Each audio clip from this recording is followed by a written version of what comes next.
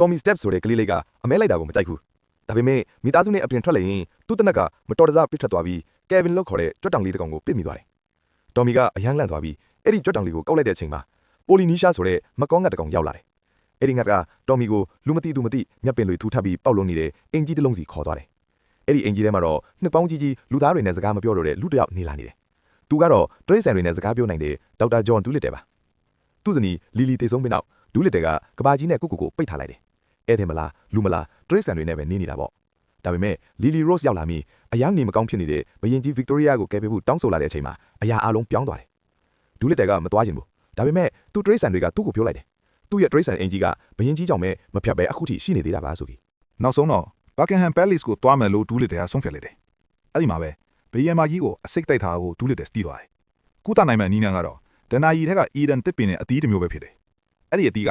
လီလီကတချင်ခါရှာဖွေခဲ့မှုတဲ့လျှို့ဝှက်ဆန်းကျဲတဲ့ကျွန်းတကျွန်းမှာပဲရှိတယ်။အနှဲငယ်တွေ့ဝေခဲ့ပေမဲ့ဒူးလစ်တယ်ကနောက်ဆုံးတော့သင်္ဘောတက်ပြီးထက်မှန်ခရီးထွက်ဖို့ဆုံးဖြတ်လိုက်တယ်။ဒီခရီးမှာ Tommy Steps လည်းသင်္ဘောအဖွဲ့ထဲပါဝင်လာပြီးတရိတ်ဆန်တွေဘေးမှာရပ်တည်ရင်ဒူးလစ်တယ်ရဲ့ပထမဆုံးလူသားတစ်ပည့်ထည့်လာတယ်။သူတို့အဖွဲ့ထဲမှာ Steps,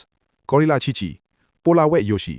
Ostrich Plimpton နဲ့မကောင်းငန်ပေါ်လီတို့ပါဝင်ပြီးအားလုံးပေါင်းပြီးဒူးလစ်တယ်ရဲ့သင်္ဘောနဲ့ခရီးထွက်ကြတယ်။ခရီးတစ်ချောင်းမှာပင်လေတနေတွေဘရင်မကြီးရဲ့နန်းတော်အတွင်းကသစ္စာဖောက်တွေနဲ့ဘရင်ရာဆူလီနဲ့ထိတ်တိုက်တွေ့ရတဲ့သင်းမှန်တဲ့အခိုက်အတန့်တွေကိုပါကြုံတွေ့ရတယ်။ Steps ကတော့ကြည်နေတာပဲမဟုတ်ဘူး။သင်ယူနေတယ်၊ကူညီနေတယ်ပြီးတော့တဖြည်းဖြည်းနဲ့ဒူးလစ်တယ်ရဲ့ယုံကြည်မှုကိုရယူလာနိုင်ခဲ့တယ်။ဒါကလူသားတွေဟာသူ့ဘဝရဲ့မိသားစုတွေကိုပြန်ဝင်လာနိုင်သေးတယ်ဆိုတာကိုသက်သေပြလိုက်တာပါ။ကျွန်းရဲ့အနက်ရှိုင်းတုံးကူအတွင်းမှာဒူးလစ်တယ်ကအယမ်းကြီးမားတဲ့ဒရာဂွန်ဂင်ကိုတွေ့ရတယ်။အရင်ကြည့်ရင်တော့ကြမ်းတမ်းပြီးအန်ဒီရဲ့များလို့ထင်ရပြီမေဒူးလစ်တယ်ကအမှန်တကယ်တော့သူမနာကျင်နေတယ်ဆိုတာကိုသိသွားတယ်။သူမရဲ့ကိုယ်ထဲမှာအရာဝတ္ထုတွေကတ်ညက်နေပြီးအဲ့ဒီကြောင့်နာကျင်နေကြတာပါ။ဒူးလစ်တယ်ကကူညီပေးပြီးသူမကိုကုသပေးလိုက်တယ်။ဂျေဇုတရားအနေနဲ့ဂင်ကိုကအီဒင်တစ်ပင်ရဲ့အသီးကိုယူခွင့်ပေးလိုက်တယ်။ဒူးလစ်တယ်ကချက်ချင်းနန်းတော်စီပြန်ပြေးသွားတယ်။ဘရင်မကြီးလည်းကုသလူရသွားပြီးသစ္စာဖောက်သူ Lord Belly ကိုပါဖော်ပြနိုင်ခဲ့တယ်။ဒူးလစ်တယ်ရဲ့အင်ကြီးကတော့